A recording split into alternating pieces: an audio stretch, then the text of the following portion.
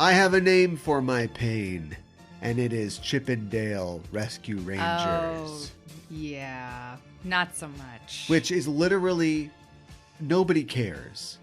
No. No, period. You're right. Absolutely. I wasn't done, but you're right. Nobody cares that they sing Chippendale Rescue Rangers. Why is it Chippendale Rescue Rangers? Great question. Aren't they the Rescue Rangers of Chippendale? They're... Isn't it Chippendale's Rescue Rangers? No, I know that's not what they sing. But guess what? Are there race cars, lasers, or aeroplanes in DuckTales? I don't think so. But we hear that life is like a hurricane in Duckburg, don't we? Yes, we do. So not that everything has to be super literal.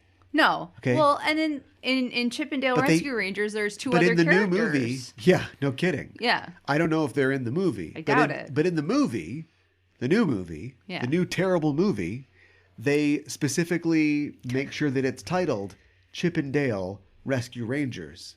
They could have that just called it direct-to-video Chippendale. movie that they made. I know. So brave. To Disney That has Plus. a 79% on Rotten Tomatoes because criticism just doesn't exist.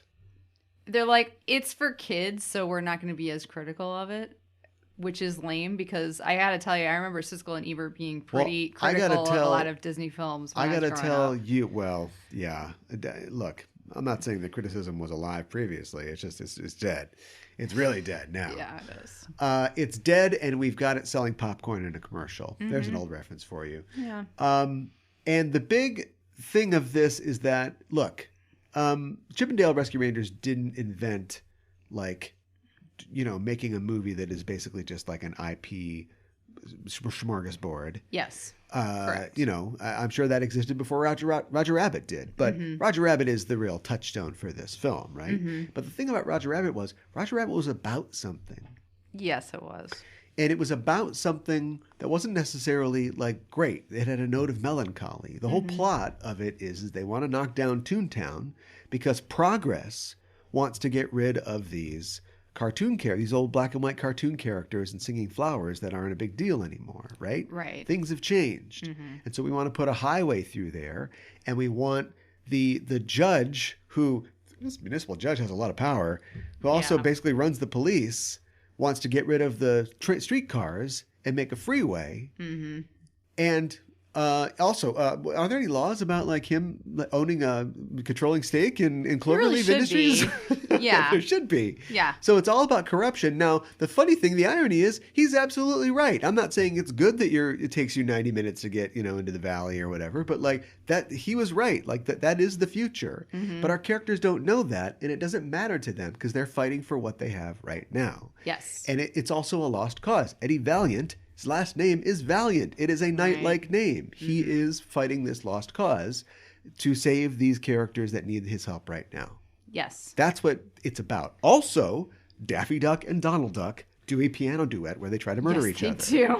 Yes, they do. Chippendale Rescue Rangers is not about anything. It's just that Chip and Dale, one of them, I don't know which one does, whoever the CGI one is, has a booth at a Comic-Con. Now you can go to Comic-Con and it isn't like Claudia Christian is there and she's, played the lady in Babylon 5. Mm-hmm. No, the lady from Babylon 5 is real. Only she's a cartoon character. Use it for a cartoon character. So Ugly Sonic. Haha. Right. So hilarious. So funny. Yeah. Yeah. Ugly Sonic is there.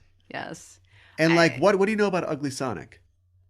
Nothing. They changed him because he's horrific. Yeah. And we can get into terrifying. The specifics. He's got human teeth. Okay, there you go. Well, you know that because you saw it. But you wouldn't have thought about that unless you watched the trailer for he looks weird. Yeah, he looks weird. Yeah. The really important thing is that, for good or bad, he was changed by the internet.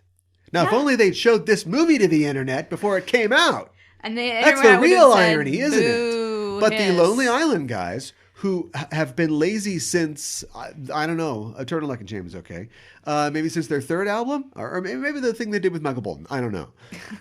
Just went teeth. Oh, his teeth are so weird. Okay, 20 minutes on the teeth. Right.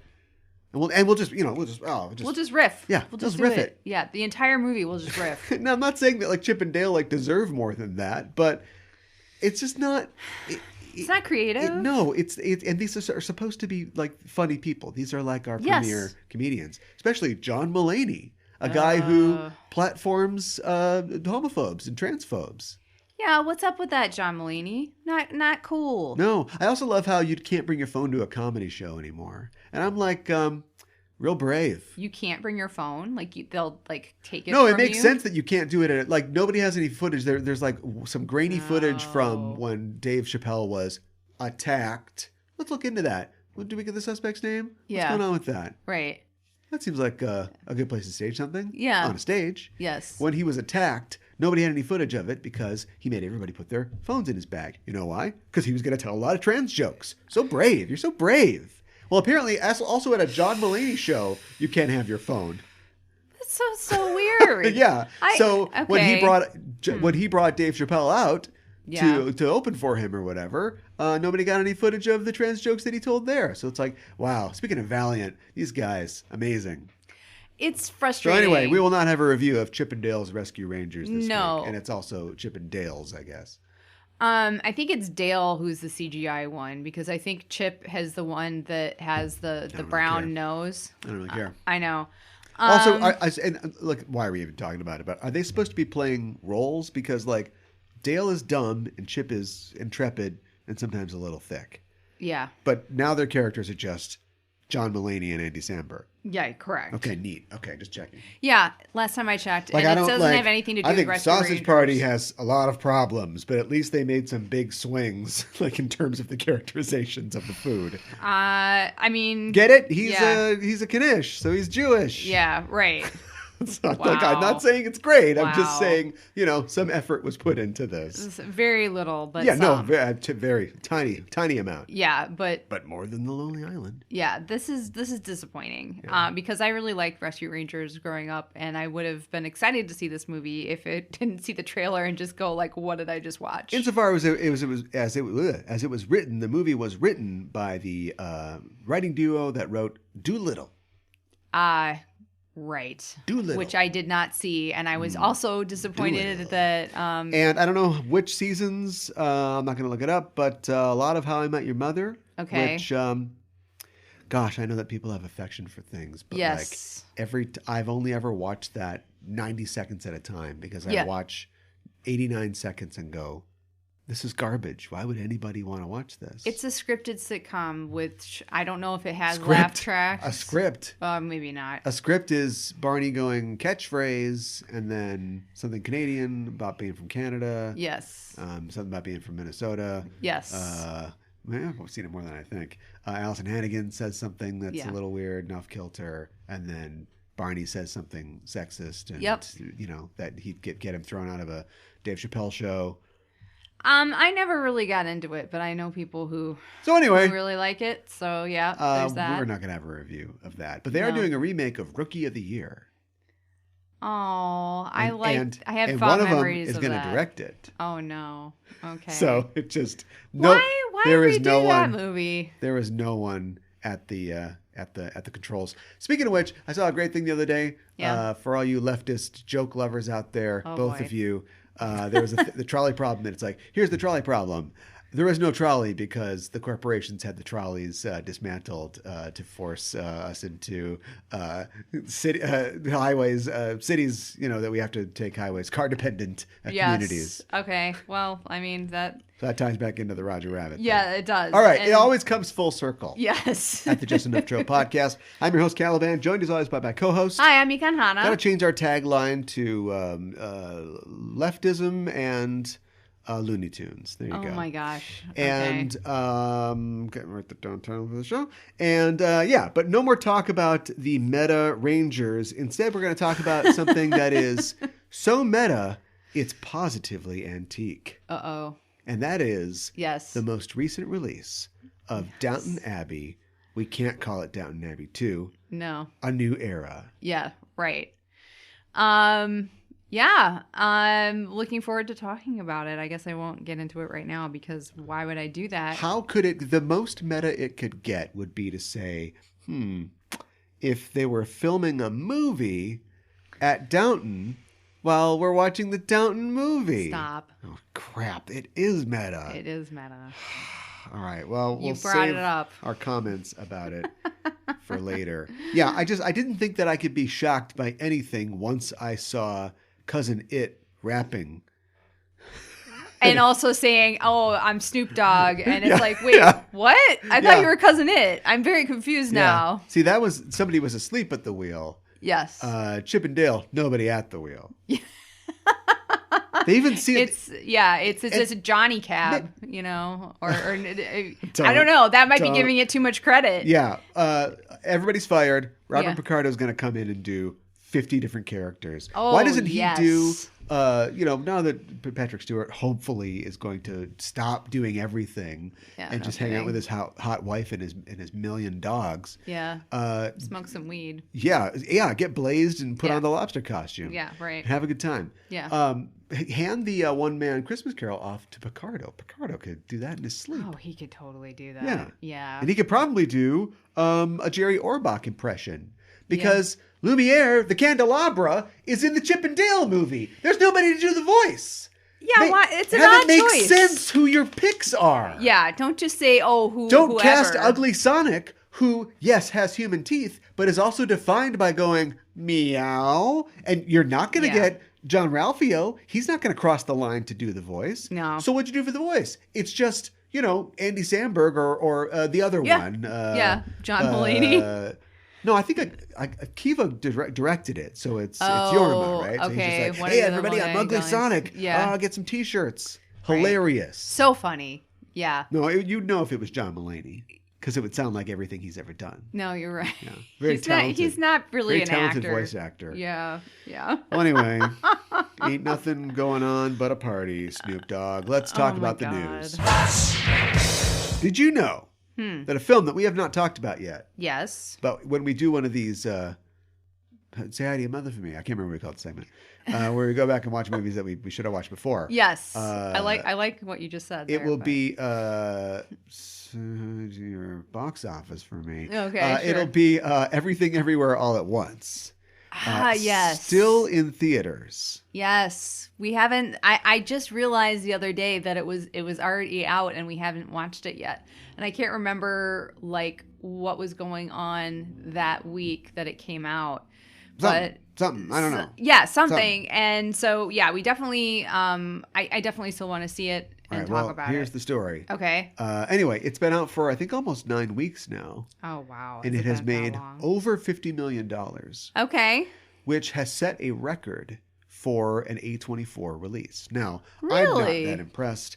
We all know that A24 movies are not real independent movies. Oh. They have, They're A24 movies. Yeah. They have full studio backing, but they are the kind of ideas that aren't going to get done, in a mainstream film. And mainstream film is, as you and I both know, is going to be the singing of the crawdads. Oh God! Or Stop it! Yeah. And so I mean it's plenty of money behind A24. But that's impressive. No other A24 movie has made that much money. Huh. Not even Spring Breakers. Oh, God. Okay, I didn't realize that was an A24 film. And so I think that is a testament to a lot of things, because when you think about it, who's this director? Nobody knows. Right? Well, I think Michelle Yeoh has a lot of pull, probably more than maybe people give her credit for. Oh, I'm sorry. 2 people directed it. Oh, okay. I don't know the Daniels. The Daniels. Oh, that's right. Brothers? Oh, man. We shall never be free of them. Uh-oh. They did the Turn Down for What video. The beep, beep, beep, beep. I can't do it. I know what I'm cursed. I know what you're talking about. I'm blessed with perfect pitch. I'm cursed with a rapidly deteriorating voice. Well, so I know the tone I need to hit. But I won't take it down an octave. I won't. But I will say, Turn Down for What? And it's 2 guys named Daniel Kwan and Daniel Scheinert. Oh, okay. So they're not related. They're just Daniel. What food items they would be in Sausage Party? No, not doing that. No. That is a something that Michael from The Office would do, and I'm not going to do that. Well, he would turn it into an extent. Well, the writers would turn it into an 8-minute long bit. Yeah. We would just do something that would be very accurate and possibly distasteful insulting. Not incredibly, but possibly distasteful to some people. Anyway, they have worked on a lot of stuff. Now, I have not been paying attention to their stuff. They did Swiss Army Man, which I don't know that. It's Paul Dano is Which one's dead? What? Paul Dano's alive. Daniel Radcliffe is dead. Paul Dano is in a plane crash or something, and he's got Daniel Radcliffe, and Daniel Radcliffe is dead, and he uses his body, to do all these different things, like turns him into a raft, and he does all kinds of things with him. Oh, weird. It's absurdist. Okay. Really, it's like, you can see the Farrelly brothers. It's like a, scraping the ceiling. Gross out movie, but. Oh, great. Stop talking so I can finish this, please. They also produced Awkwafina is Nora from Queens. All right. Kwan worked on Legion. Okay, I love Legion. And Scheinert worked on Becoming a God in Central Florida. So they kind of split up for that, but now they're back and they're working on an adaptation of Cat's Cradle. What's Cat's Cradle? Vonnegut. Oh, okay. I'm not familiar with the story though. Oh, it's Noah Hawley. Stop talking. It. Remember that quote from Mark Twain? Which one? I'm not going to get it right, but it was essentially better to have everybody think that you're a fool than open your mouth and prove them right. And you go like, Mark Twain, that's a smart guy. No, the original smart guy beat you to it. Jesus said that 2,000 years ago. Oh, is that right? Steal from the best. Mr. Atheist. Whoa. Checkmate. Do we know Give me your frog. Oh my God. Give me your frog. Oh my God. Do we know that he really said it, or did somebody misappropriate it to him? Because he said a lot of stuff. Okay. Whatever. It doesn't matter. All right. Here, if you want to know where the money went, it was also produced by Joe and Anthony Russo. So. Oh, really? Yes, and their producing partner, love the Russo brothers. Michael LaRocca, and between them, they've produced The Rise of the Planet of the Apes, Spy, Extraction, that Tom Holland movie Cherry. So starting to head down. Oh no. I was just a normal guy, but I got rob banks. I robbed banks. Yeah, it's not great. I was in the army. Say hi to your mother for me. It wasn't a big deal until we got them together on screen, and it's like, oh, that's what you're doing. I think he's been doing a Mark Wahlberg this whole time. Really? Not in The Devil All the Time. Then he's, doing a little Southern. Maybe he's got a Southern friend. But right. But I always felt like he's like, if the bad things happen, you don't do anything, then it's like, then they happen because of you. But that's like weird because like in the Uncharted film, they're not related to each other, so that's weird. You got to model yourself after somebody. Oh my God, no! Don't do it, Tom. Don't do it. That's what Woody Allen said, right? Oh, that's when he's accused of playing God. He says, "Well, I have to model myself after someone." Okay. He's a funny guy. I have a lot of white humorous quotes. Yes. You challenge me, and I will win. So anyway, congratulations to Michelle Yeoh. Yes. And also to James Hong. And that's the real success story. Here. Yes, James Hong. That's why it's doing well. You're absolutely right. Or maybe Jenny Slate, perhaps. Yes, maybe Jenny Slate. I don't know. Do you want to talk about SNL at all? Sure. I don't know the story, but go ahead. You know the story. Do I? So they're May, right? Late May. Mm-hmm. I think they're at or near their last show. Yeah, that sounds about right. Pete Davidson is quitting. And, I did see that. The other one is finally quitting. Who is the other one? You know her. I can't remember her name. She's a Ghostbuster. I know. She holds no real estate in my mind. I know. I can't remember her name either, and I feel terrible. That's awesome. But yeah, that kind of just goes about right. Let's talk about Stranger Things. Yes. The fact that the first 7 episodes of Stranger Things season 4 will be called Volume 1. Oh. Okay. And there will be a Volume 2. Volume 1 will be released on May 27th. Volume 2 on July 1st. And how much is in Volume 2? So they will not be releasing them weekly. Yeah. But there will be a split between them. They're trying to, because these kids are ugly now. They're ugly Here's now? your problem. Whoa, I don't think that they're ugly now. They going through a period of awkwardness? Yeah. Okay. Well, they're going into a bad fashion period. Okay. Let's say. All right. But they are. Oh boy, not great. Not looking cute. Even Finn Wolfhard. Did not. In fact, the cokehead kid probably cool looks name. the best. I mean, he was already an adult when the show started. Oh, no bone growth, but oh boy. 11's still cute. She's still cute as a button, I think. No, but also, you don't think so? She's a woman. She doesn't. Yeah, she is a woman. Cute. You're right. She doesn't want to be cute as a button. I also like the fact that this article I'm reading has a video. This is Gizmodo, and apparently they interviewed him or are playing an interview, and the subject of the interview is Chris Pratt on career transition. Oh, you mean going from being a blockbuster star to being in Amazon films that you're apparently locked into by contract? Wow. Yeah, that's... Paid for by Black Rifle Coffee? Yeah. I'm not going to get excited about that. Career dissolution. Yeah. I'm hot today. You are hot today. And nobody's safe from me. God, I was going to say something... was it about Kate McKinnon? No, that's her name though. But Stranger Things. So like, is it going to be 10 episodes total? Is it going to be like part 1 is 7 and part 2 is 3, or is it going to be more than 10? And okay, I remember what else I was going to ask or going to say. Just 9 episodes. It's just 9 episodes. Yeah. Then why is this the second part just I don't know. 2? Nobody likes it. Everybody thinks it's a dumb idea. Well, you can split it up. That's fine. But why 2? Why hold back 2? Anyways, they're doing this because they're trying to get people to stay with Netflix longer. Possibly. It's also because, with every check that is already cleared, you can't cancel, right? Sure. And so yes. Netflix has been cutting the fat left and right. Yeah. But they've already signed off on all the money here for whatever the Duffer Brothers have, whatever they're going to steal from and pastiche and homage and possibly harass on their sets. But episodes 7, 8, and 9 are all going to be 90 minutes long.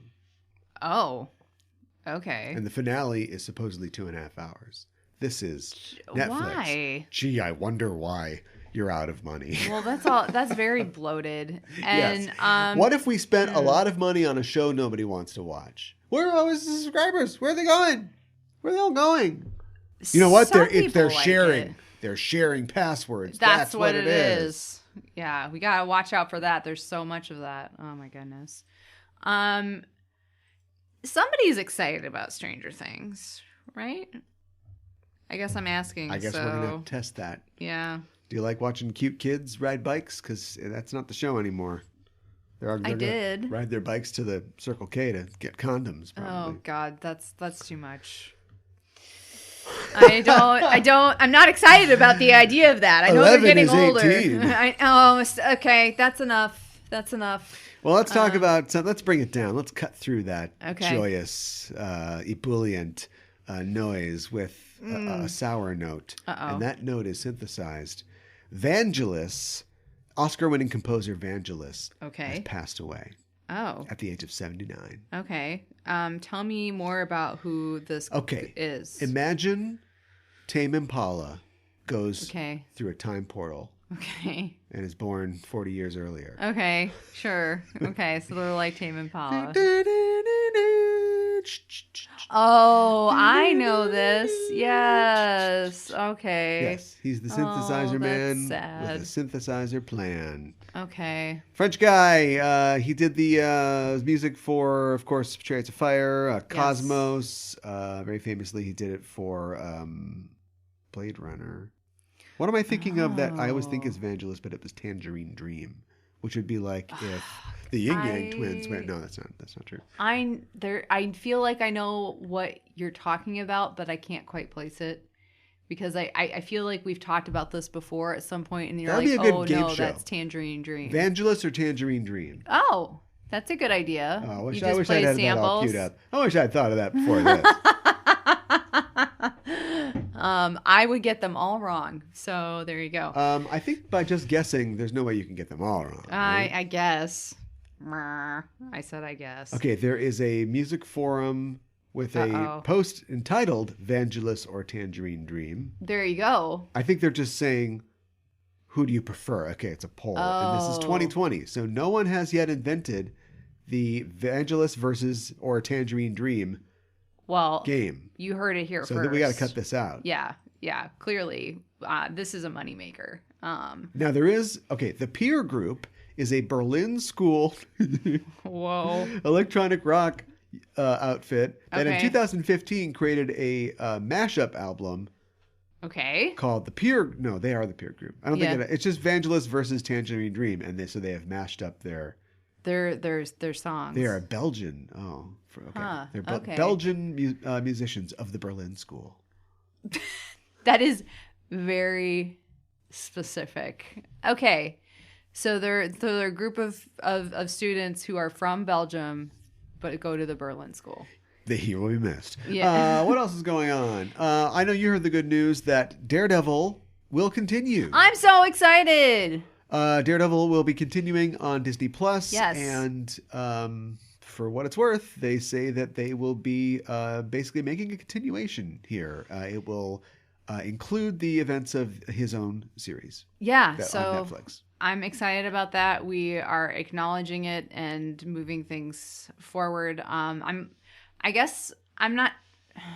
was a little surprised that that's how they just were going to decide to move it forward, but I guess Daredevil was a series before, so that makes sense. And it was, I think, the most successful of the ones that was on Netflix, and the ones that people were the most excited about.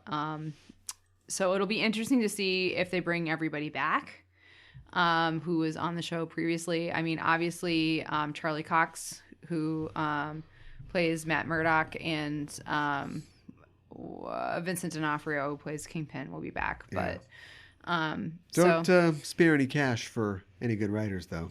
Okay, don't do that. Why? So, writing and producing will be Matt Corman and Chris Ord, the writing team behind 1996's Deck the Halls. Oh no.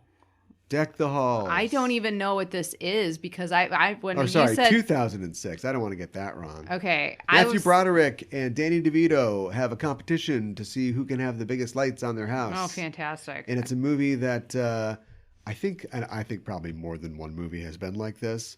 But Danny DeVito was like, I don't remember anything from that. I was drunk the entire time. Fantastic. Thanks for sharing, Mr. DeVito. Yeah. And Matthew Broderick, who I seem to remember like a on the set story of him just being like dead inside. You know, like he's just literally just doing. I mean, he doesn't do much anymore. No, he doesn't. I mean, he does stage. And if your co-star is drunk all the time, you're not going to be super excited about it, you know? Maybe I got to watch this. I think the reason they got the job is they have maybe a little more cred in the fact that they are the creators and producers, story editors for Covert Affairs, a show that I don't think anybody's watched. I have no idea what this is. But it stars Piper Perabo as a CIA operative on the USA Network. God, USA Network. Are there no TV geniuses anymore? I don't know if there are. I mean, beyond, people who are not going to do they'd have to get a pay. They ask for too much. Marvel's not going to pay the Chuck Lorres of the world. I stopped myself in the middle of Chuck Lorre because I'm like, what would he do? Squirrel Girl or something like that. You know? Right. Norman Lear. I'd love a Norman Lear Marvel superhero sitcom. That'd be so amazing. Give him the White Tiger. Sure. Right? Sure. Like if he wants to continue, creating roles for Latin American, for Latino American actors and writers. Yeah. Take one of 3 heroes that exists in the Marvel universe who is of Latin. It's sad. There should be more characters. But Disney's not going to pay Ronald D. Moore money. They're not going to pay. That's who I was thinking of. I was I couldn't think of his name for some reason because They didn't even pay Noah Hawley money. Fox paid Noah Hawley money, and then it became academic when the show went off the air before Disney had to decide what to do with it. I know. So anyway, where do they get these losers from? I don't know. Noah Hawley should do it. Although I don't know if he'd want to do it because it's kind of it's not exactly a procedural, but it's kind of a procedural. I mean, Daredevil. Yeah. We're still talking about Daredevil. Yeah. Do you think they'll change like the format of the show at all or something like that, or try to rejigger it? Okay. Shorter. and it'll just be like, Loki or like Moon Knight. It'll just be a 6-hour movie. Yeah. Right. I'm okay with that. So. It's fine, I guess. You are not excited about this. Here's the deal. I don't want to be that guy who does that thing. There's too many of us on the internet already. But I've been watching this Star Trek Strange New Worlds show. Yeah. And it's not the best Star Trek show I've ever seen. But it's the first show that I've watched. The first new show that I've watched in like 10 years. Where it then like goes, well, what's going on? It starts, I don't know what this is. We figured it out. It's over. I know. That's it. I know. Yeah. I didn't know that was old-fashioned. Apparently it is. That's not how they make TV anymore since Supernatural went off the air. Yeah, I know. And I don't even know what that was like in its last, 8 years. Yeah, who even knows? I know. They don't do that anymore. Well, they do that all the time. If you're watching CBS, there's somebody's murdered or raped, and then they figure it out and they put them away. But I'm just saying, like in normal, like for some semi-young people genre TV, nothing is made that way anymore. Mm-mm. And like I'm starting to get back in. Yeah, I like it. I don't. I like it too. I like the other way too if it's done well, but. It's kind of nice that it's all contained. Well, you know whose fault it is? Who? Netflix. Okay. I blame them. And a recent survey from The Information, gotta trust them, has said that Netflix is continuing to lose not only subscribers, but long-term subscribers. Okay. They gathered data from 5 million Americans. Okay. And it showed that cancellations hit 3.6 million people last quarter.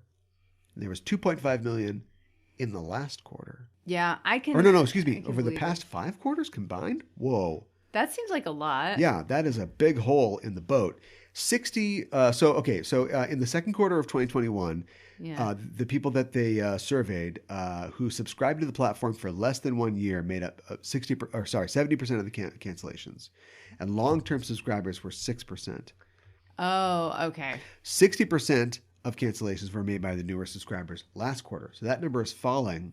The number of long-term subscribers who are canceling is going up. Is rising. Okay. I think people are getting sick of Netflix for a multitude of different reasons. Maybe they're like, oh, they canceled a show that like I was looking forward to. Or... Maybe it's because Ted Sarandos said that he wasn't going to take down... I mean... I wanted to say that too. The transphobic content on his platform because it's free speech. And then he told employees ahead of any protests or anything, if you think, if you're going to be shaken by something like this, maybe this isn't the job for you. It's like, bye. Right, well, it certainly isn't the streaming service for me. I know that. You know what I would say? I would just say goodbye. I mean, I know. Keep your videos of a guy juggling. Yeah, that's right. Singles here. I am a little sad about that. Is it on YouTube somewhere?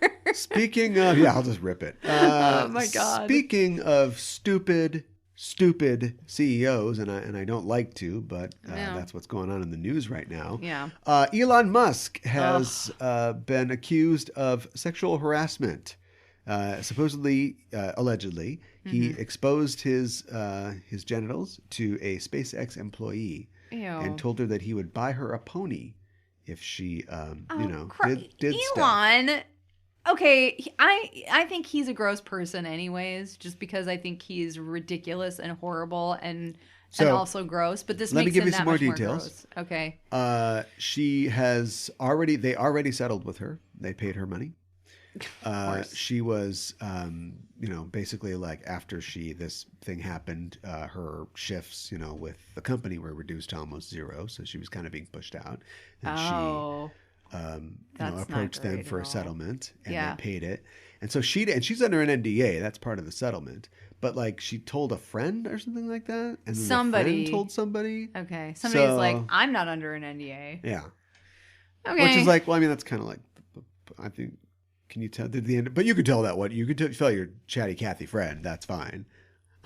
She did kind of break the NDA by telling her friend. You're not supposed to say anything to anybody. So here's the cool thing that you remember: Leftists and Looney Tunes. Mm-hmm. Sometimes they're the same thing. Right before this happened. Yeah. So this happened like Friday, I think. Okay. Like Friday morning, he's like, you know what? I think I'm a Republican now. Let's see how quick they come for me. And then the news cycle began and this thing came out. What? So it's like if you look, I think that he is exposing your erect penis and then telling you you're going to buy her a pony. That's a very stupid thing to do. Gross. But either him or the people that he's got working for him are very smart in terms of manipulation. Because they knew that even before, there must have been inklings of this coming out, because for the past couple of weeks, he's been saying a lot of weird stuff like, I think maybe Trump's okay, and it's like, oh boy, the woke culture mob is going to blah, blah, blah, and I'm going to get him off Twitter or whatever. He's been, going up to this. Maybe he spent $50 billion to buy Twitter just to like delete this lady's account and try to keep this, I wouldn't put it past him. But anyway, he's so that petty. The morning that this came out, he said, I'm a Republican now, knowing that now he was, be protected by all the insane posters, he's right-wing not a posters. Republican now. I don't know what he is. He's an a rich person. He's an Elon Musk. He's a rich person. That is a political affiliation. Yeah. But it's generally the right, but let's face it, it's out for himself. All the left too. Yeah. Nancy Pelosi can buy 1 million archdioceses. She doesn't need that one. Yeah, right. Too political. Back into genre media. She'll buy her own communion. Yeah. She's just eating wafers. I'm going to buy my way into heaven. Welches. Oh my gosh. Disgusting. Yeah. Transmogrify. No, it's not transmogrify. What?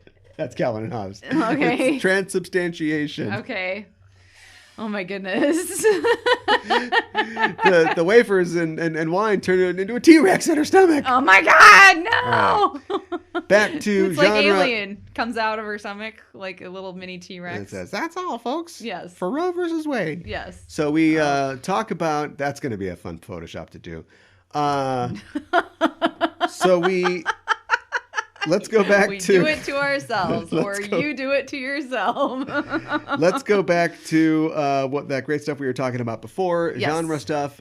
EA wants to sell. Did we talk about this, or was this another company before? Anyway, every big video game company's like... Now, it's like when Bob Dylan sold all his music. It's like, if Bob Dylan's going to sell his catalog, I'm selling my catalog. Yeah, And then suddenly David Bowie's estate sells his catalog. Yeah. Neil Young sells all of his music. Yes. He got a lot of money for it. Yeah. Neil Young was worth a lot more than people thought. Yeah, so now, like, the new thing is, like, we're going to sell all of our stuff. The Deus Ex and the Tomb Raider people, whoever bought it, remember we talked about how that holding company bought it? Yes. They're already like, we got NFTs, we got...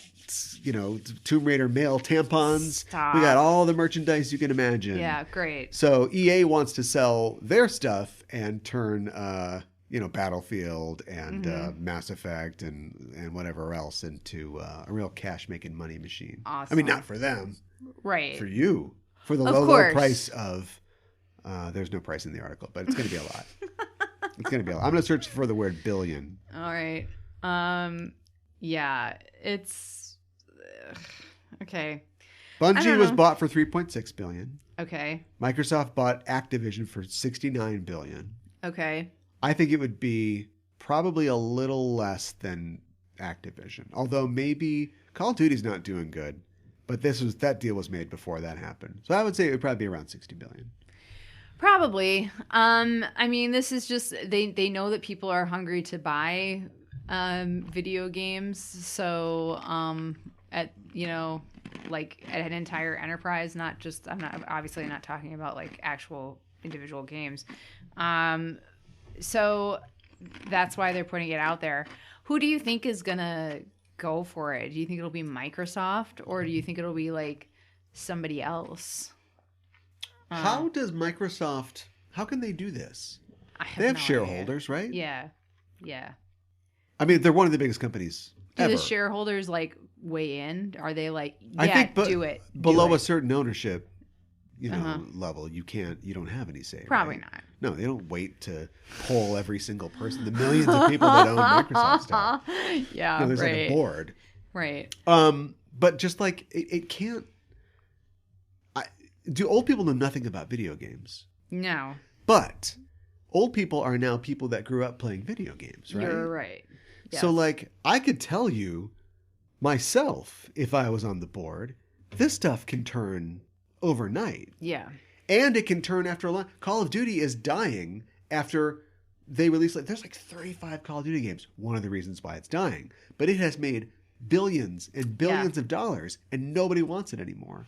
The same is true of Tomb Raider was a long, slow decline, but Tomb Raider made, 1990s billions of dollars. Yes, right. And now nobody wants. It was a fire sale at Eidos. Yeah, nobody's really excited about the Alicia Vikander films. No. And the Call of Duty show, I hear next to nobody talking about There's a Call of Duty show? Isn't it Call of Duty? You mean Halo? Oh, yes. I'm sorry. I get them confused. So the last episode of the Halo show came out recently on Paramount Plus. Yeah. And that Microsoft money's got to be good because a lot of the reviewers are like, it's big swings. Huh. Oh, really? So now they're saying it's good. Don't piss in my face and call it sunshine. Come on. Yeah. That's BS. The last episode makes it worth it? Master Chief gets it on. Oh, great. Master Chief F's. I can't wait to see that. Yeah, he took the helmet off. Does he wear his helmet on? Wouldn't that be so great if he did? It would. This is gonna He's like, no, leave my helmet on. This is going to be a packed Photoshop, I gotta tell you. Oh my God. No, and the thing is I'm not really surprised. Once you take the helmet off, here's the deal. You can't... He takes it off in the first episode. Yeah. You can't... I mean, you can... Well, no, you can't. Name a show, I'll wait, where a character never shows their face. You can't because and even cartoon doesn't count. Dr. Claw doesn't count. Mandalorian, no, he shows his face. They're paying for that face. They're going to show it. They didn't show Mark Hamill's face. Dr. Fate, does he show his face? I mean, that's a cartoon, but yeah, and it's James Bond. They're going to show his face. Why are we bad at this? I don't think Kane. There really is. They took Kane's mask off eventually. Oh, what about the Question? You never see the Question, his actual face, unless that is his actual face. That's a cartoon. I know. And in the comic, you do see his face. Oh. Well, it's not his actual face. It's a mask. That's the whole point. I don't know this. He's a weird guy. Why don't you track Steve Ditko down and see if he'll explain it to you?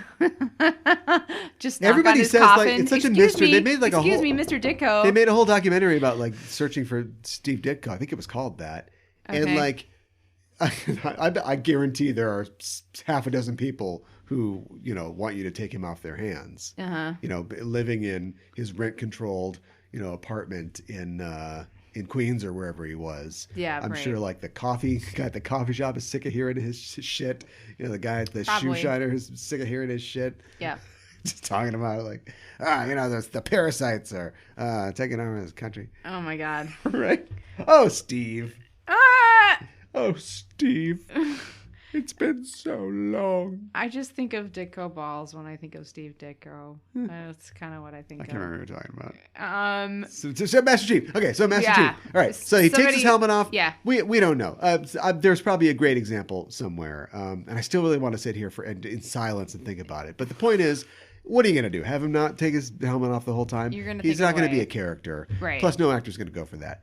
But do you have to go so hard in the other direction? Yeah, I know. You know what I mean? Yep. So you got Pablo Schreiber, and then they create one new character. I mean, they created more than one, but a minor female, a female minor, yes, and then a female, a hot woman of age, and it's oh, I wonder if Master Chief is going to bone somebody. Yeah, and I wonder who. Yeah, right. Okay. No offense to Natasha McElhenney, who's bone her any day of the week, but she's there compliment. to she's there to quote be unquote this mother figure to John. Yeah, right. He's not gonna. Not saying she's not boneable. Well, he doesn't think so because she's a mother figure to him. Right. But yeah. So we got to get this other character he's make up out of whole cloth. Yeah. Okay. And I mean, emphasis on the whole. Yeah. Bet you know Master Chief was Jewish. So whole cloth. I got it. Yeah. Orthodox. Yeah. Should we move? See, like I said, it might be offensive, but it's over fast. I told you it was Jewish. Let's talk about Babylon 5 and the fact that the reboot is very much in active development, which sounds like it's not in active development. But that's according to that's CW exactly chairman and CEO. Oh, should you be both of those? Mark Pedowitz. They're doing it. So you just continuing to say, hey, we're doing it, we're still doing it. It makes it sound like you are a kid in the other room being like, I'm doing my homework, I'm doing my times tables, I'm doing it, and like not doing it. Don't hit the desk. Did you do this? Yeah. What? Did I do this? Yeah. No, I didn't do this. No wonder your homework never got done. I do have my homework.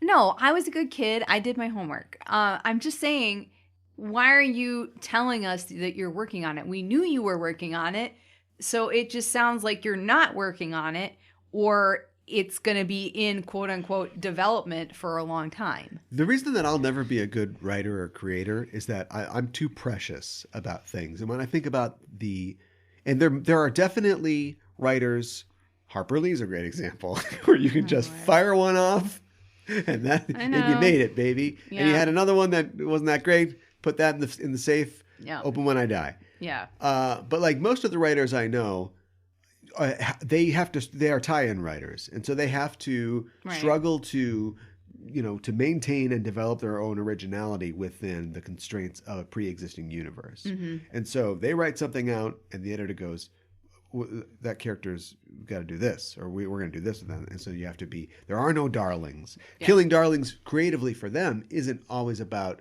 getting rid of things that you really wanted to put in there. It's literally, we can't do this. You can't use that character. Right. Or we have to call it something else or whatever. Right. And so they can't be precious about stuff.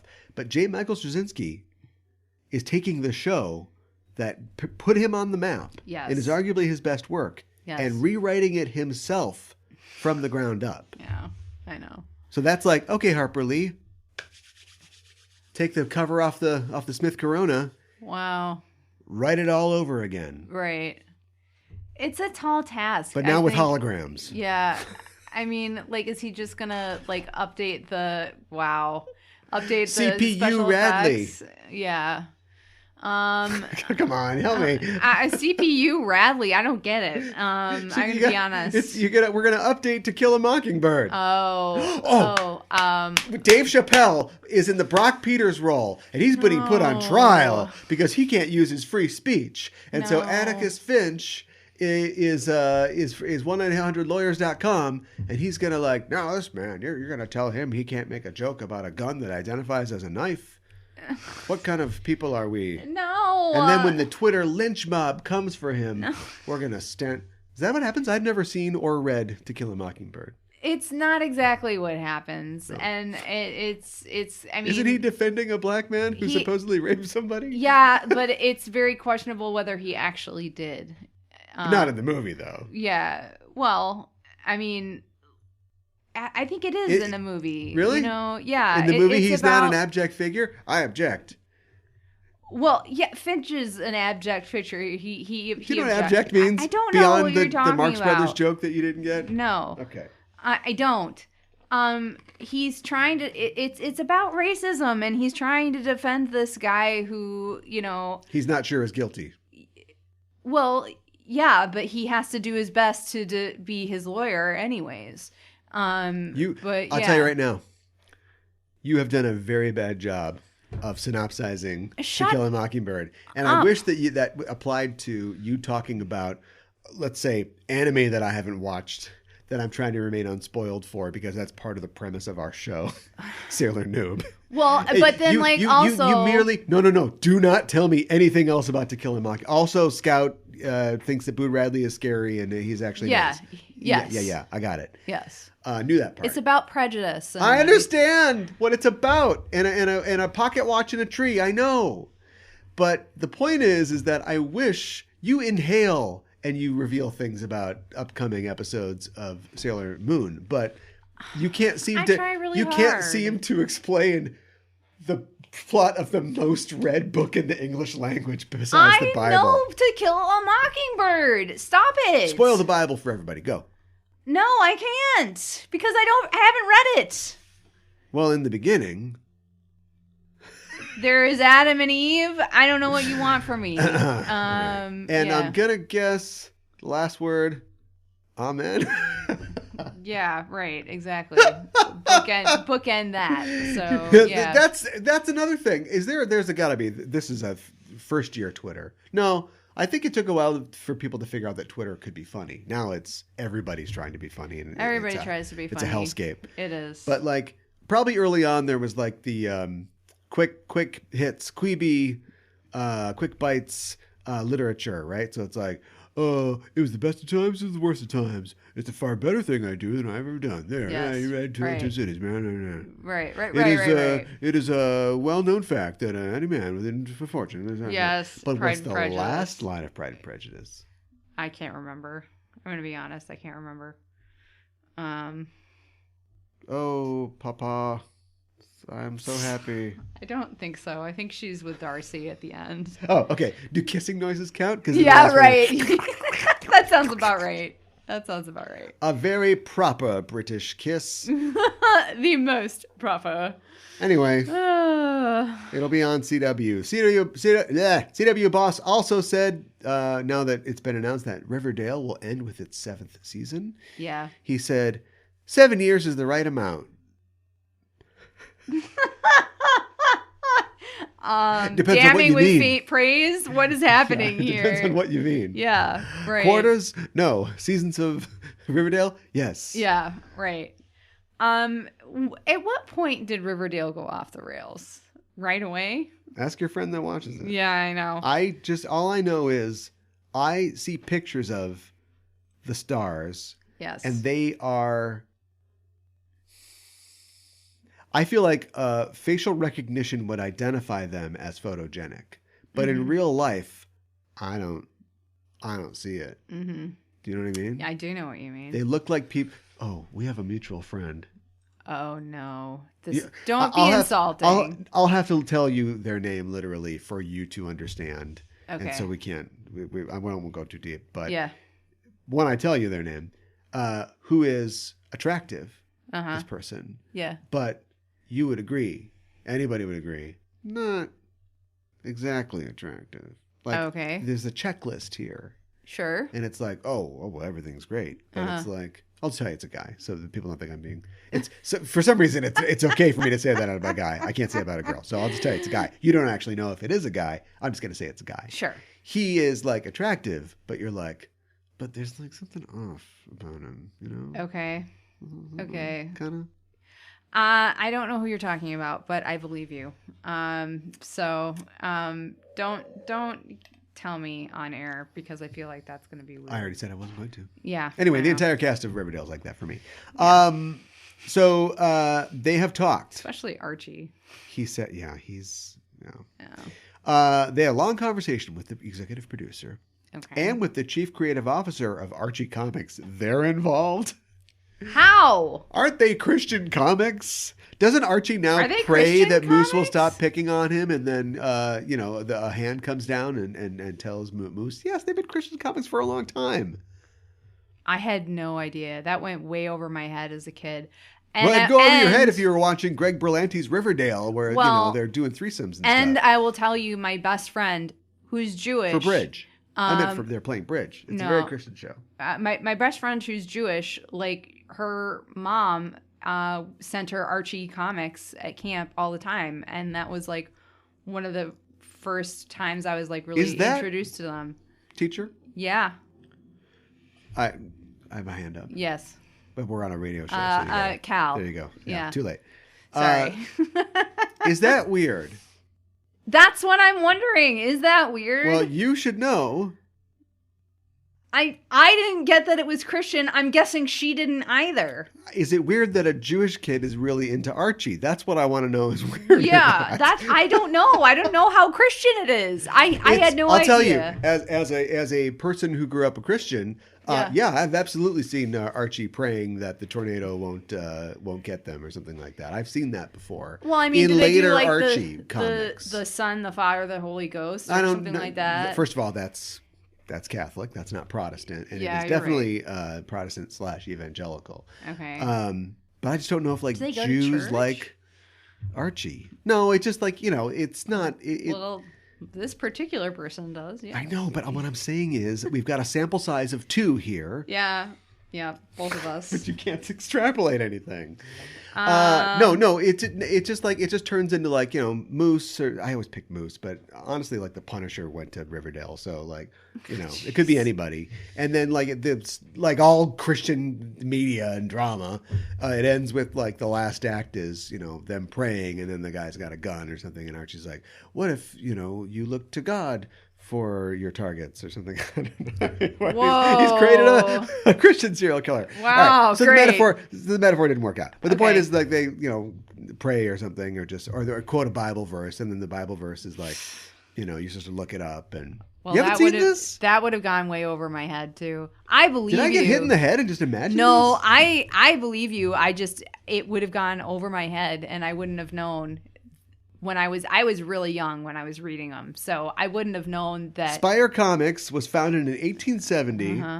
Okay. A book company intended to make practical books for the everyday Christian life. Yeah. Okay. Interesting. So, and here's Comics Alliance. 12 craziest moments from Archie's Christian comics. Well, is it weird though? So, like the artist at the time, Al Hartley, became a born again Christian. And he made a comic adaptation of The Cross and the Switchblade. Actually, no, I remember this. Yeah. And that was in 1972. So, yes. I'm sure they're a little more mainstream now, but yeah, he's definitely. Yeah, I mean, This is an Archie podcast now. It is an Archie podcast now. I'm just wondering, like, how in your face it would have been that it was Christian, and like, would I have reading it, would I just been like, oh, they're praying, okay, whatever, no, like, no big deal. Like, would the Christian elements have stuck out to me, and would I have thought, oh, is this not for me? Should I not be reading it? No. Well, when Archie is telling somebody there's a hostage situation and Holy Archie's cow. friend prays and a lightning bolt strikes the house but doesn't kill them all, and he says, out of my way, Beelzebub. And then it says, editor's note, see Matthew 16:23. Would you have gotten that? No. I mean, it's very in your face. What would you think was going on? I just would think, oh, they're praying. I don't. I'm just trying to say, as a very young kid, I didn't get that they were referencing Bible verses with the numbers and the names. I just was like, well, I don't know what that is. I was not. I just didn't know what it was. I didn't understand it. I'm just being honest. I was dumb. So. You ever see Young Archie? Young Archie? How young are we talking? Archie had like a maybe an imprint or like a version that was like the Archie Kids. It was like Little Archies or something.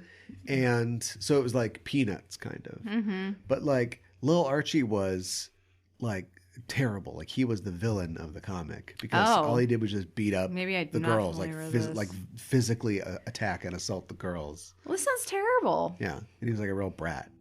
But then at some point they kind of changed over and it became like an action adventure thing because that became like, this is like in the 50s or 60s. Yeah. That became sort of like what was cool, like the Mark Trail sort of thing. Mm-hmm. So then suddenly it was like everybody, Riverdale is, the army's coming through, or there's a shipment of dynamite on a train that Archie finds himself on top of fighting a cougar.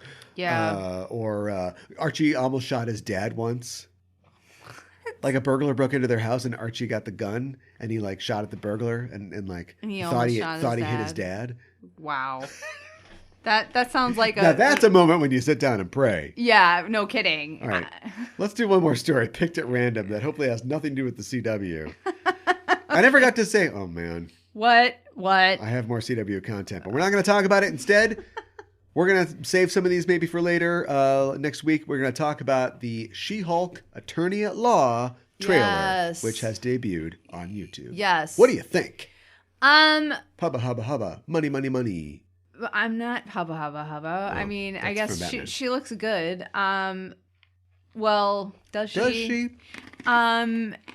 she looks very, you and I were talking about this, she looks very CGI, like even like compared to the Hulk, who is also in this. See, this is why you don't waste your Shrek references, because every time anybody sees the color green, they just do a Shrek reference. You've wasted it. Now we have a character that looks like Fiona from Shrek, and you have wasted all of your Shrek references. Yeah. Yeah, I don't know why it doesn't look that bad.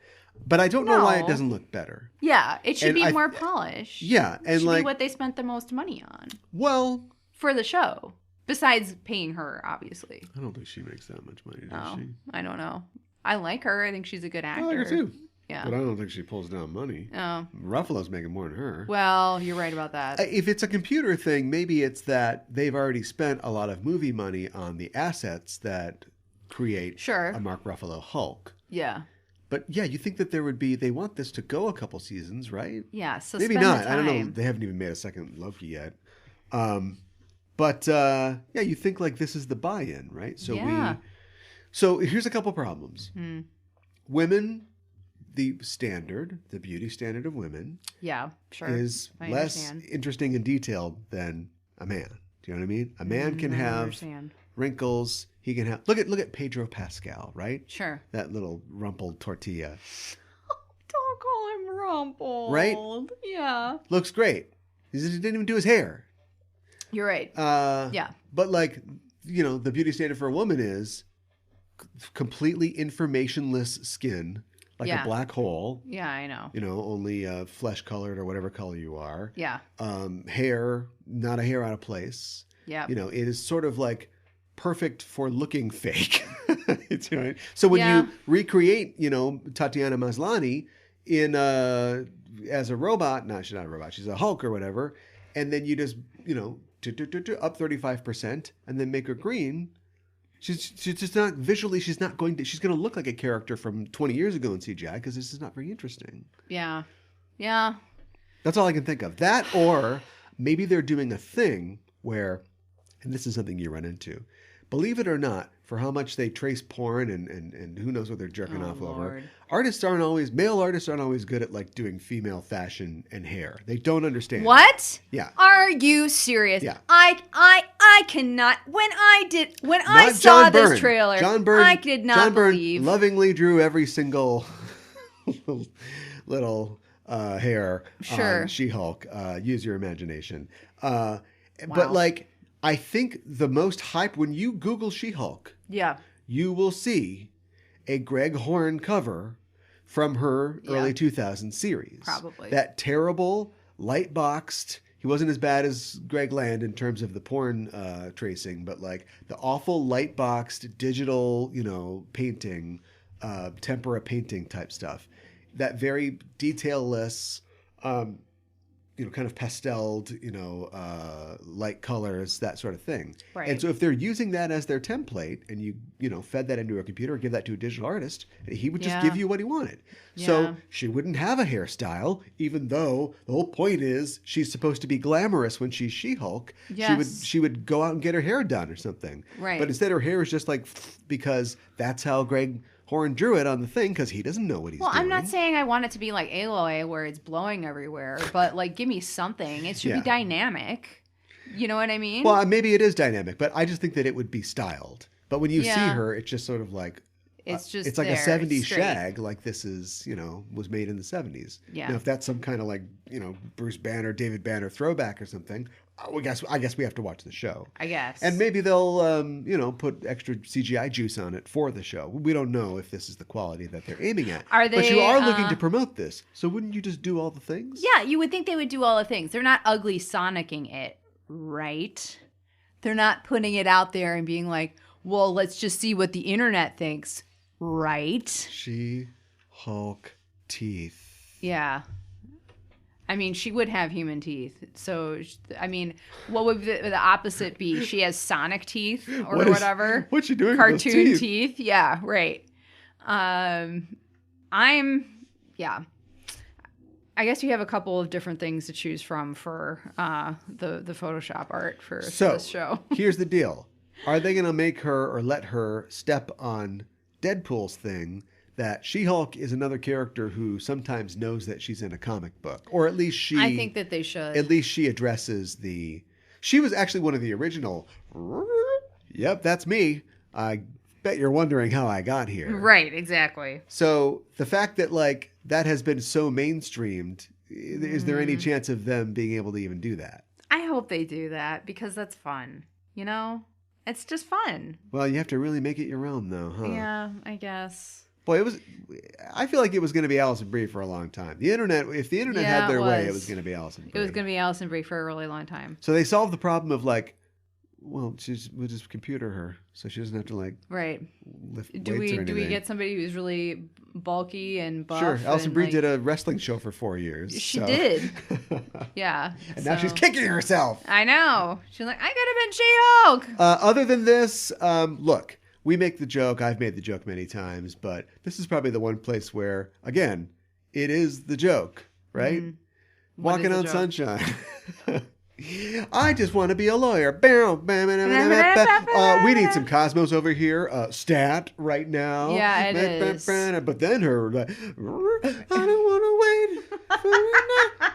I have these powers, but what do I do with them? I know. You have I feel to like I use your can't powers. judge this because it's just so they're doing everything that they're. Color by this numbers. came first.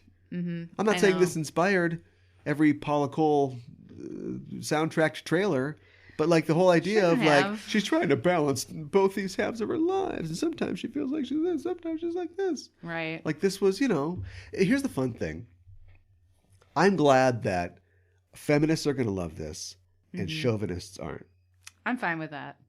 I'm glad. You know why? Why? Because this all started as a rights grab. Did it really? You want to talk about like gender flipped characters in Rule 36ing or whatever?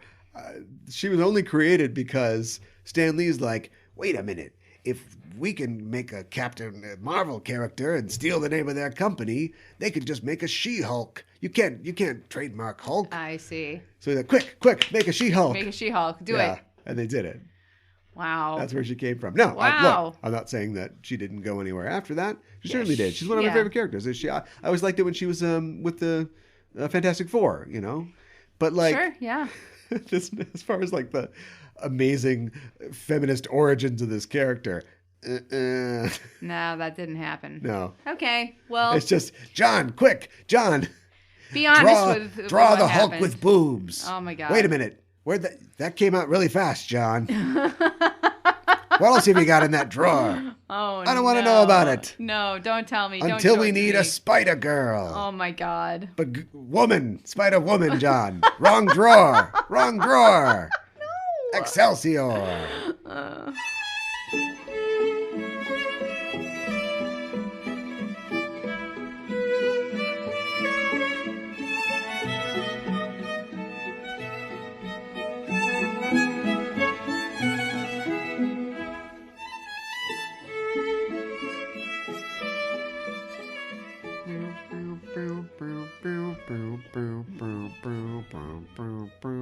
You're not singing along.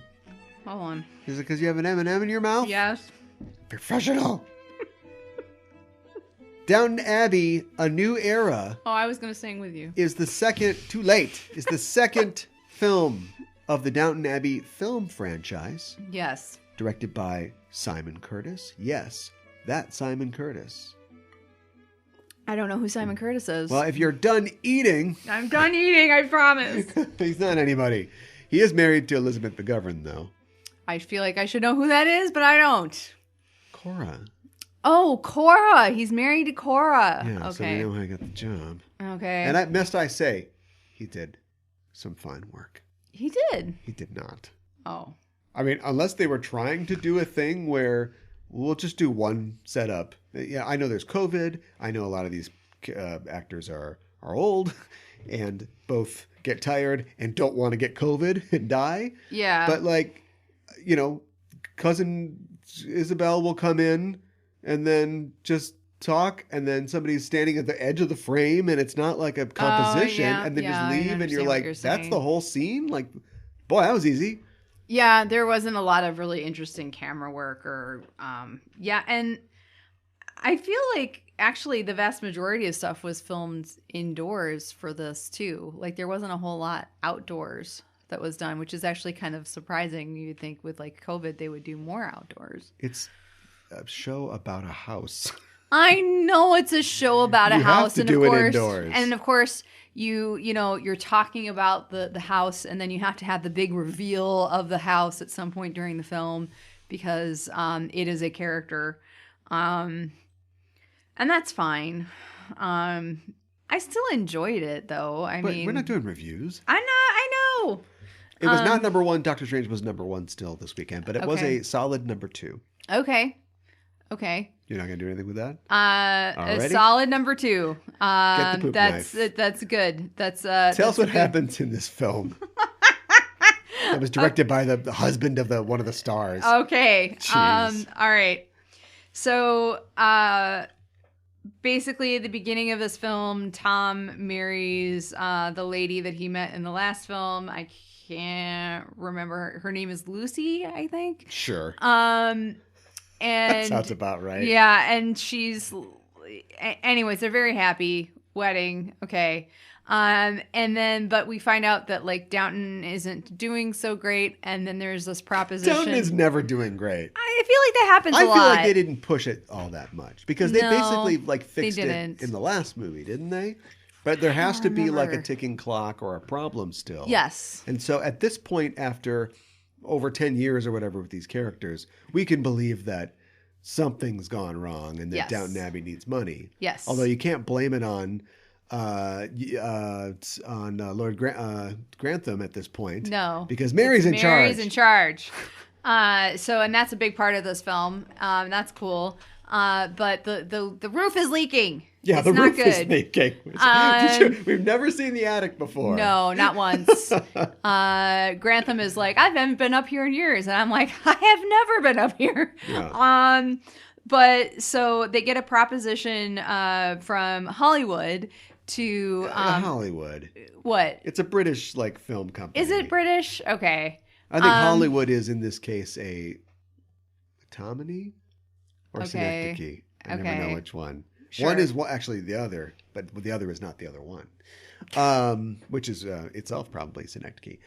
It's just like they're gonna want to make a movie there. They want to make a movie. I don't think it's like a Hollywood movie. And it's called like The Gambler, and it's about with the gambler. Yeah, and it's about this lady who falls in love with this guy, and he turns out to be a gambler, and it's like her family is horrified and that sort of thing.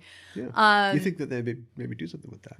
You would think that they would, but they not really. They do not at all.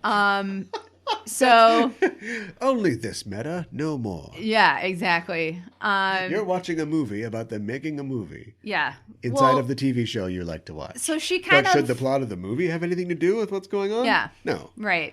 So Mary's husband is absent the entire time, and then like he doesn't even show up. And then like her and the director, they seemed like they're getting along really well, and like maybe something is going to happen there. So you thought like for a little bit, maybe I was Mary, kiss this guy.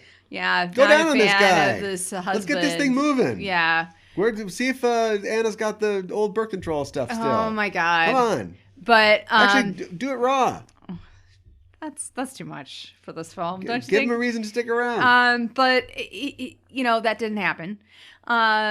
But what does happen is during the film, the film company decides to call, and they're going to cancel it because it's a silent film. But it's right at that time where the talkies are first coming out, and so they're going to cancel this film because it's not a talkie and it's very expensive. And Mary has this great idea. Well, why can't you just make it a talkie? And like, I've invented ADR. Yeah, I know. And like, you can just record the lines over like what, was already filmed. And he was like, oh, I got to call them back, And so that is what they end up doing. But the main actress is beautiful, but she has a horrible speaking voice. And so Mary ends up recording her lines for her, much to the actress's horror. And she gets a great talking to by Daisy and Anna. And Daisy especially really gives her a pep talk, like, don't forget where you come from, but, be proud of who you are, and you can do this, and be professional, get out there, chin up, that sort of thing. Sure. Tough British love. So she does that. And then I guess I should mention also that the other main plot of the film is that the Dowager Countess has inherited this villa in the south of France, and she's decided she's going to give it to Sibby because Sibby wasn't going to inherit much. And the family who it belonged to, the widow and her son, the widow is not happy about it, but the son is okay with it. They invite the entire family there, and a lot of them go, not all of them do. And much to Lord Grantham's horror, he finds out that this guy, who's been a very gracious host, thinks that he's his brother, that his mother and his father and the other guy's father spent some time together, and that Lord Grantham is actually their kid and not his dad's kid. Yeah.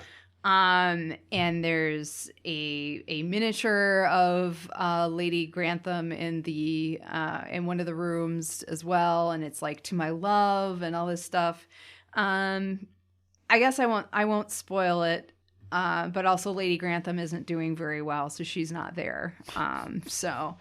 That's essentially the plot of the film, don't you think? Yeah. More or less. That and like, let's cram 12 actors into a room. Well, Maggie and everybody Smith. has to have an arc. Well, yes. I didn't pay. She was basically, it was all shot reverse shot.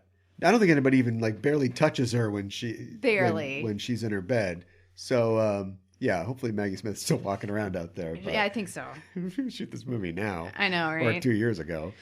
Yeah, that's pretty much it. I love this stupid series. I know. But I have two problems. One is that, I mean, I would definitely be there first opening weekend like I was this time around for a third film. But I think we kind of played with this maybe on another show. But like, what's it going to be about? And I won't bore you with my pitches. But everybody's married off at this point. I know. That's one thing that, like, you're running out of like loose ends to tie up. Unless somebody else Unless the guy dies. that raped Anna didn't really die in that car accident. Oh, and he's please back. Stop it. He's back with a knife. Yeah. Or something like that. You know what I mean? Like, you're running out of like grist for the mill. Here you go. What if, I don't know, we knew any of the children that these idiots have? They barely show the children, and this is like Downton Abbey, the new era. So a new era could, like, of speculate what? that maybe it would be focused on the children. And that, but they don't. More and more, the series goes completely up its own ass in terms of ignoring all of the historical context. I get it. It's not fun to do dealing with British fascism and Mosely and stuff like that. Right. In Britain at the time. Right. But like, it has to be about something. It was fine to make it about World War I when that came around. Yes. So why can't we do like the rise of British fascism, the lead up to World War II? If they do one more, they've got to do World War II. I think that they have to. Only because I think the characters have actually are younger than the actors now. Because they kind of stretch and pull the time. And when he said like, oh yes, Matthew died 7 years ago or whatever, it's like, really? It was only 7 years ago? Yeah, I think it was a little longer than that. Yeah, right. In real life. So yeah. So like and then I mean, slight spoilers, I guess, if you feel like you can be spoiled on a series that you may not have watched at all or everything about. The character of Tom, which was introduced as like this Irish revolutionary and communist, is like, yes, they already broke the back of his character when he gets married into this family. I know. And he's kind of forced into it because he elopes with the youngest daughter, but he inherits her. She dies in childbirth, so now he has like this daughter who at that point was essentially like the only issue of this family that's very concerned about who's going to inherit the abbey. Yeah. Later on, it becomes moot. But by then, oh, I like this. This is a nice suit. I sure like my car. And I sure like that Sibby's taken care of. And this movie is all about like, hey, let's steal that old French lady's house and give it to the revolutionary guy. And he's like, as long as we're always working for the people. What are you talking about?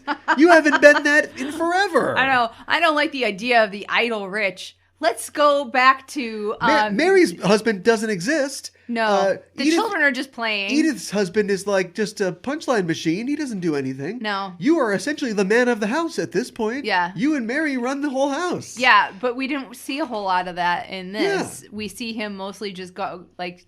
with his new wife being all like, I'm so happy, just like lovingly looking into her eyes and stuff like that. I'm so happy we don't have any dumb storylines or character development to do. I know. I do wish there was more character development. That's the only thing, like I said, I'm going to watch it no matter what if there's a third one, but the only thing that's going to make it interesting and make me not need what's his name to come out at the beginning and explain what happened Mosely. In the last one. Yeah. Because I forgot. Oh, it's not good that he's named Mosely, but that's okay. It's just a coincidence. Yeah. Or is it? Because let's face it, Julian Fellows is ready for a different age. I think so. A gilded age, perhaps. Yeah. You think that's why they went back in time? Because it would allow him to, take on the robber barons of America of the mid 1800s, but like not, or late 1800s, I guess, and not make any comments on it. Because I always said, like, if the Russells aren't in barrels and suspenders by season 3, this show is a failure. Right. Because you are basically rewriting, like, I know history. That, like, well, they're not rewriting history. They've added a character that doesn't really exist, but he stands in for, your Teapot Dome millionaires or whatever. Right. But, like, it's one thing to have a landed gentry and have somebody like Mary who wants to wear a flapper dress and go, well, we should be nicer to the servants. That's a lot of that happened. Yeah. Well, the gears slipped in this thing a lot, didn't they? And now you've got, Gordon Ramsay yelling at people on TV, and that's British royalty. Right. But America's a little different, isn't it? It is different. It's more free and less free at the same time. Yeah. It is. As far as the money goes. And so, like, I want the Russells to be a cautionary tale. There's a reason that we don't remember their names, along with Astor, along with, all these other people. And it's because they lose it all. And then they can become characters that I can like because they join a labor movement or something like that. Yeah, I don't really care about it's not going to happen. Very much it's right not now. going to happen at all. I know. Because we've seen what they had the chance to do in 2 movies. And it's still this bullshit about like, oh, the king is coming. Oh, what's... if you go forward anymore, what's the big scandal going to be in the royal circles? The abdication of Edward. Yes. And that horrible American fascist woman. Yeah, his girlfriend. Right. It's all her fault. There is nowhere to go. There's a wall. Yeah, you're right. I mean... They do have to bring in World War II if they do it again, I think. They just absolutely have to. And I think that they should actually try to bring in the children more. I just think that, like, how can you even talk about, like, going forward if you don't do that? And then maybe make more... I mean, I love these characters, but maybe make more drama. And I don't... Oh, my God. Are these rich people going to get another rich person's house? Yeah, I know. Why? Funnily enough, and this goes completely over the head of any American viewer, but like I'm thinking like, oh no, Paul Giamatti, no, like there's no big cameos in this. Sorry, Hugh Dancy. Law and Order fans and Hannibal fans, I guess, are excited. Yes, but like Natalie Bay is probably like the biggest cameo in this. She plays Madame Montmirail. And she's like a huge French actress. Like she's been in a ton of stuff. Okay.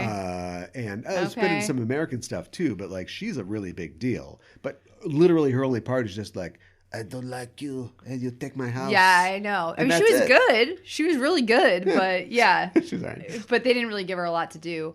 I don't have, I guess, a problem with it with Downton completely.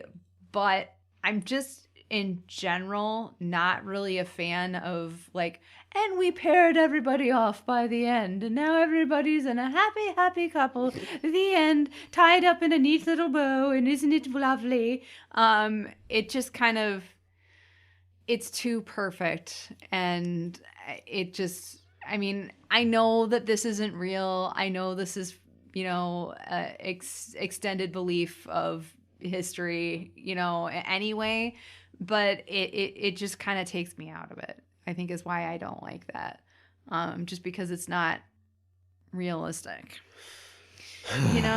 Well, you don't come to this for realism. No, you come to it we don't. For polo parties and changing for dinner and yes, and toast points. And the Dowager Countess being snippy and having one-liners and just being a joy to watch.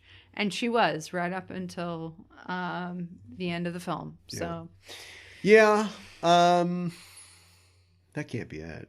Well, I mean, do we want to do spoilers or, for there's not much, but I feel like. All right. Well, I guess from here on we're talking about spoilers, but not really. Yeah. The Dowager Countess passes away. Oh, okay. She just wanted to talk about that. Yeah. And it's really sad, but like, I feel like we've been talking about it and wondering, even in the last film, is that going to happen? So I completely understand why it happens. And she's very funny up until like she dies. Like she's like to one of the maids, she's like, who's like can't stop crying. She's like, "Oh, stop. I can't hear myself dying." I'm just like, it's such a ridiculous, like, funny line. And it makes you laugh about this situation, which is not great. And I cried a lot during this film. I cried at that. I cried when there's a big reveal that Cora is possibly really ill. She thinks that she might have cancer. We don't find that out right away, but then it's like, oh no, wait, she's gonna be fine. I can't remember what it is, but it's like treatable. And there's like it was like anemia or something. Yeah, but it was just like, I lost it because Lord Grantham like lost it, and like you never see him lose it. And like he was really emotional because he's like, I possibly might not be my father's son. I can't, lose him and also lose you. You're my rock. His mom is his wife. Yeah. And his family name and yes, exactly. It was just a lot. That's tough.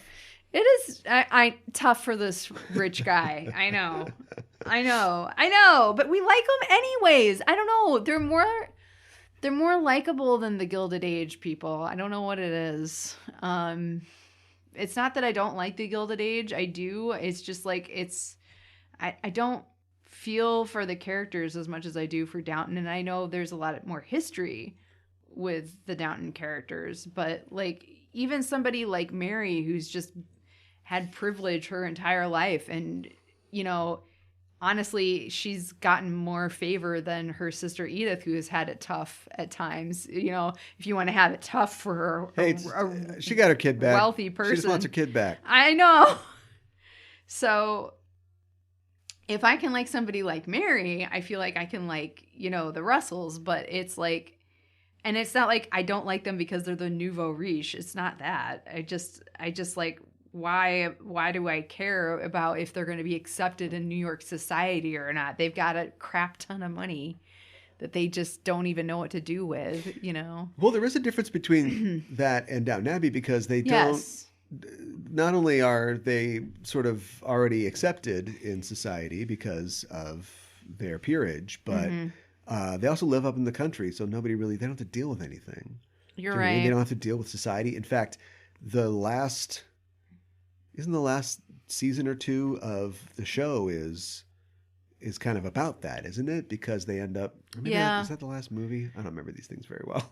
Well, yeah, like they're like not necessarily doing as well. Right. When Cousin Rose, they introduce her, and then she's somebody who does care about society and stuff like that, and so they kind of bring that in a little. Yeah. But mostly they're detached from all this stuff because they live way up in the sticks. Right, and then that they're dependent upon like all the farms that are like on their land. And so many great farmer characters.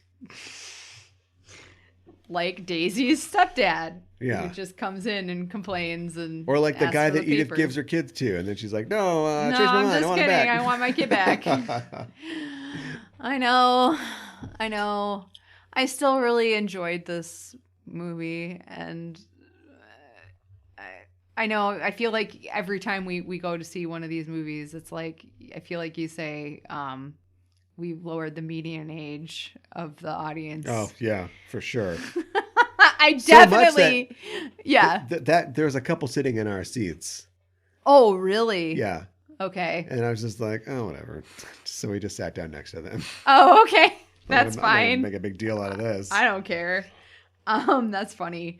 I did hear some lady at the end of the movie say to her, whoever she was with, "Oh, that was so enjoyable. I really liked that." Oh, the actress who played Lucy's name was Tuppence. Oh, yes! Tuppence Middleton. Oh, I can't think of a more British name than that. I know. I was like, oh my God. Benedict Cumberbatch? Yeah. But it sounded like something that my mom would say after seeing the film. And like, you said it. Yeah, I did. And my family likes Downton. So I just was like, oh, I feel like my mom's in the theater with me. This is weird. Except she's not. I thought, well, okay. So also forgive me for, I guess, not calling Dominic West something of a cameo. He is. I guess. Like, what's he doing? I don't know. What would he be doing if not this? I don't know. But a Showtime show? A great question. But he was like, he really did seem like he fit the part though, right? Like of like except this for guy. the fact that he isn't gay. Yeah, I think he fit the part really well. Okay. Yes, except for that. You're right. That is a big blaring But part. if you're looking for a guy Hollywood who type. is British, but also he doesn't ever really like act American, but you know, Dominic West has acted and probably has a house in America, lives here or whatever. Mm-hmm. He fit that. And then also, yeah, I mean, he's a handsome guy. If you need like a Clark Gable-ish kind of guy for the era. With a really thin mustache. Well, I mean, they can just put that on him, but yeah. Yeah. So, yeah, I mean, that was all nice and all, but it was, again, no, we're not going to alienate our white American audience of old people. So, no, not too much gay stuff. Not too much gay stuff in this. And make sure every character tells Barrow what a hard life he's chosen for himself. You know, because he chose to live this hard life. Well, you're very brave, Mr. Barrow, to choose a life like this. Well, he certainly has. He's chosen this life. It didn't sit well with me. I don't know if, like, you know, years ago, if this would have, like, the words that they chose for the script, if they would have sat well with me or not. Right. But this doesn't sit well to say that, oh, the life that you chose. Yeah. And he's sitting there bearing his soul and saying, like, I want a more honest life. And isn't that, like, great? And shouldn't that be, like... Yes, lady who was born into money and privilege with a giant house. I would like to live a life that I would like to live. Yeah, I know. Yeah. And is it realistic that an actor from America comes over and says, hey, why don't you press my clothes and my flesh? Yeah, I know. No, but at least he gets some, you know, some quantum of solace to live a life that he actually wants to live. I hope they actually have but like a relationship. Why not have Mary just be like, I don't give a shit. Go for it. She could have just been like, instead of like admonishing him, oh boy, you better watch out. You think we didn't invent gay people in the 70s? No.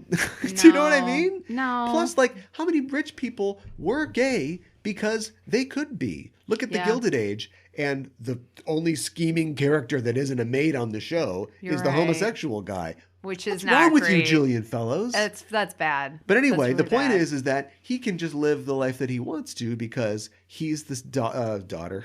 Okay. Wow. I can say that. He's the son of like the richest lady in town, the old money lady. Yes. And so like they don't insinuate that anybody has any insinuations about him. But no. I mean, I wouldn't be surprised if they would. And why would he necessarily care? Nobody can say he's old money. Yes. And they've been there forever and they're going to be there forever. Yes. So like he doesn't go to church. Who cares? Yeah, right. Exactly. That absolutely happened. Yes. A confirmed bachelor.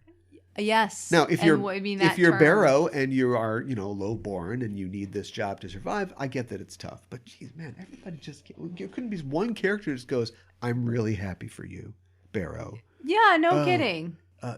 Tom, you can call me Tom. I don't know. That is Thomas Barrow. That's his name. Downton fan, real fan.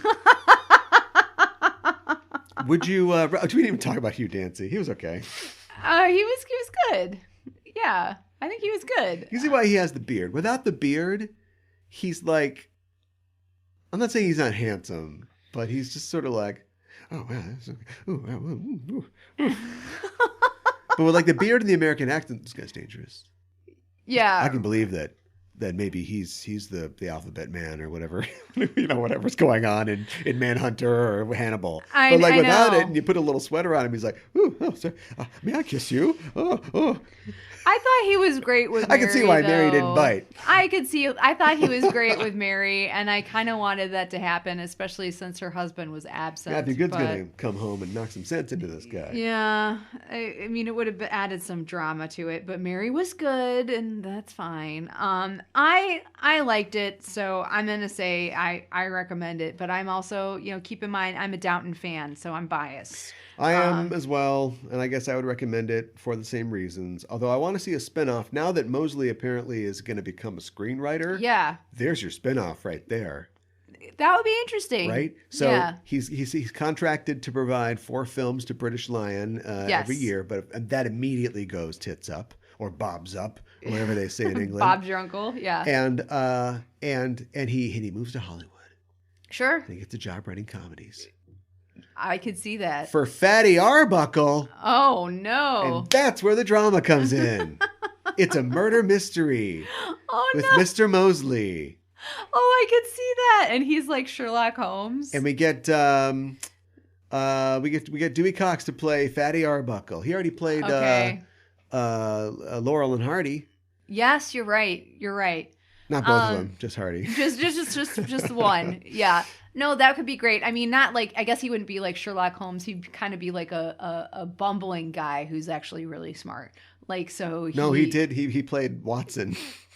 Well, yeah. No, but I mean Mosely. Yes. Yeah. Oh, no, it's not. It'll be kind of funny, but not super funny because it is about a lady dying of ruptured private parts. Okay. All right. A new era indeed. Yeah. Oh my God. That was your chance to sing. No, too late. It ain't nothing going on, but a party got what a party at up in here. What a party at up in here. It ain't nothing going on, but a party got what a party at up in here. Well, that's it. We bid you good evening. You Yes. don't have to go home, but you can't stay at Downton Abbey That's right. any longer. We've got the film crew in. Yes. I also like the fact that, like, oh, wow, the only time that these people can sit down at the table and wear the fancy clothes is when they make a movie. So aren't you lucky that this movie that Lord Grantham didn't even want to be shot here I know. allows you to get just a little sniff of what it's like to be waited on. It's kind of like, okay. And then they gave Tom like floppy hair. I think that was the thing that threw me the most. I was like, why is his hair like that? Check it out. We're going to check out something coming up. Yes. Of course, it is Memorial Day weekend coming up. It is. And you know what that means. It's time to release a movie that was shot like 5 years ago. Yes. And that is Top Gun. Yes. Maverick. Yeah. Top Gun, a new era. Wow.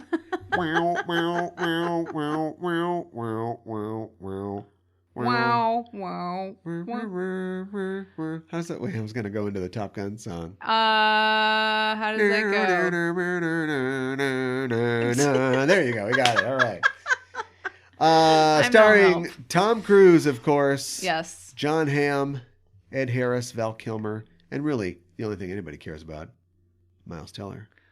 The reappearance of Miles Teller. Where has this guy been? Yeah, where has he been? Well, he's been doing a Paramount TV show, but if this movie had come out and there hadn't been a worldwide pandemic, who knows where he'd be? So wait, Val Kilmer is going to be in it? Yes. Really? And we'll be talking about how they make him exciting. talk. They put peanut butter in his mouth.